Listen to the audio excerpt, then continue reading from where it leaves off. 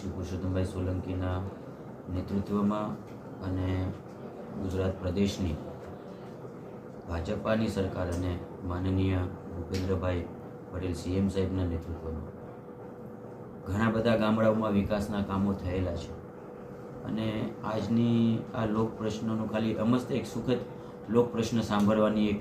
ક્ષમતા હતી, કારણ કે છેલ્લા 3 મહિનાથી પુરુષોત્તમભાઈની તબિયત નાદુરસ્ત હતી, એટલે ઘણા ખરા આગેવાનોને મારે મળવાનું નહોતું. એટલે આજે એ બહાને બધા આગેવાનોને મલાય અને ગામડાઓમાં કોઈ પણ નાની મોટી એવી સમસ્યા હોય તો એ રિલેટેડ રજૂઆત થાય. એ બાબત ઘોઘા તાલુકાની 3 અમારી જિલ્લા પંચાયત સીટો, એના તમામ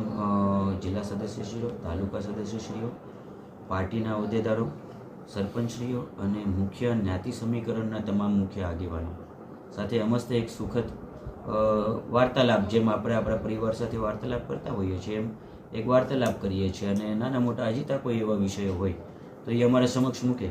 જેથી સરકારમાં અમે રજૂઆત કરી. અને હમણાં અમારા વિસ્તારમાં કાંઈ વસ્તુ એવી તો નથી કે ક્યાંક ક્ષમતા દલ કે કાંઈક ઇશ્યુએબલ હોય, પણ એને વધુમાં વધુ કેવી રીતે વિસ્તારને સુખમય કરી શકાય, લોકોની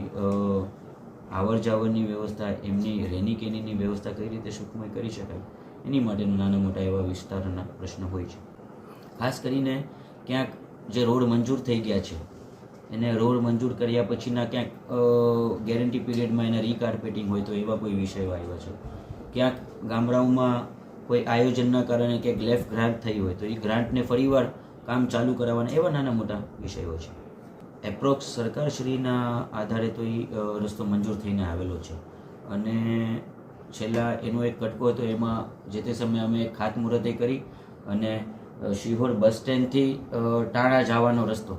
એના અડધા રસ્તાની તો કામગીરી ચાલુએ કરાવી દીધેલી. બાકીનો જે રસ્તો હતો એ આ નવા સરકારના સમાવેશમાં આવ્યો છે અને ટૂંક જ સમયમાં એ રસ્તો સારી રીતે બની જાય.